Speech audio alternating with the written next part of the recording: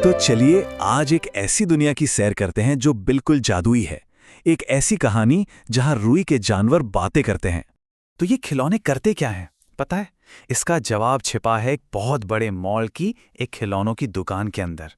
ये एक ऐसी दुनिया है ना जहां असली मजा दिन ढलने के बाद ही शुरू होता है। हाँ, तो दिन के वक्त वो सब बस अपनी अपनी जगह पर बैठे रहते हैं, एकदम शांत, नर्म और प्यारे से। लेकिन जैसे ही रात होती है और दुकान का शटर खटाक करके नीचे गिरता है, तो बस असली जादू तो तब शुरू होता है। वो सब के सब जिंदा हो जाते हैं। अब दुकान के गेट पर ही मिलिए इन दो प्यारे प्यारे कुत्तों से।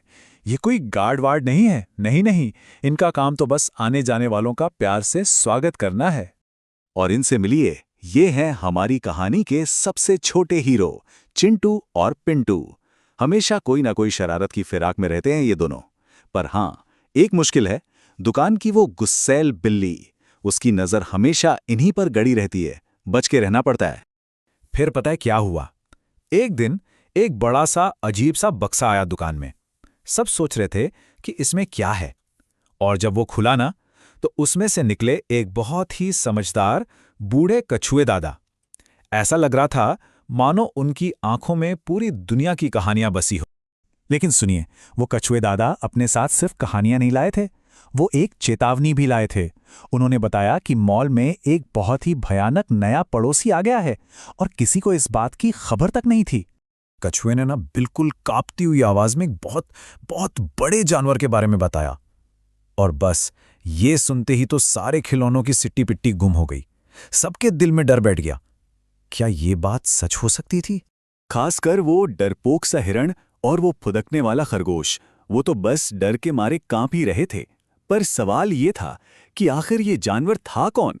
इस जानवर को देखा था तो सिर्फ चिंटू और पिंटू ने। उसकी लंबी सी गर्दन थी, एक मोटी भारी भरकम पूंछ और उसकी दहाड़, अरे बाप रे, ऐसी दहाड़ की पूरी दुकान हिल जाए। वो था एक डायनासोर। सब डरे हुए थे, पर वो बुद्धिमान कछुए दादा, उन्होंने सबको समझाया। बोले, देखो, ऐसे डरने से कुछ नहीं होगा। अगर हमें इस बड़ी मुसीबत से लड़ना है तो पहले हमें इसके बारे में सब कुछ पता लगाना होगा।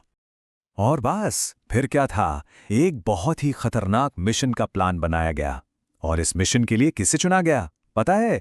उन्हें जो दुकान में सबसे छोटे थे पर दिल के सबसे बहादुर भी, हमारे चिंटू और पिंटू।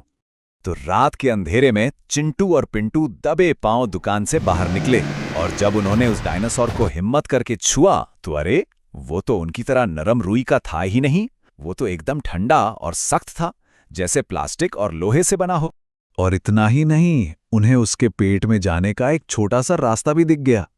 हिम्मत करके जब वो अंदर गए तो जो देखा उससे उनकी आंखें फटी की फटी रह गईं। वो डायनासोर खाना नहीं खाता था, वो तो तारों से निकलने वाली बिजली पीता था। अच्छा, तो ये था उसका राज। अब जैसे ही उन दोनों को उसका ये राज पता चला ना, ठीक उसी वक्त वो हो गया जिसका सबको डर था। एक जोर की कड़ाक आवाज आई और उस डायनासोर ने अपनी मोटी मोटी जंजीरें तोड़ डाली। फिर तो जो उसने दहाड़ मारी, पूरा का पूरा मॉल कांप गया और उसके वो भारी भारी पैर धम धम सीधे उनकी दुकान की तरफ ही बढ़ रहे थे। और फिर जोर का एक धमाका हुआ, धड़ाम। डायनासोर ने दुकान का शटर ही तोड़ दिया था और अब उसका वो बड़ा सा डरावना सिर दुकान के अंदर झांक रहा था। बस फिर तो दुकान में भगदड़ मच गई। सारे बेचारे खिलौने जान बचाने के लिए यहाँ वहाँ भागने लगे, और वो डायनासोर, वो तो उनके प्यारे से घर को सब कुछ तोड़ फोड़ रहा था, तहस नहस कर रहा था। लेकिन इस सब दौड़ भाग और चिल्लम चिल्ली के बीच उन बुद्धिमान कछुए दादा को अचानक कुछ याद आया।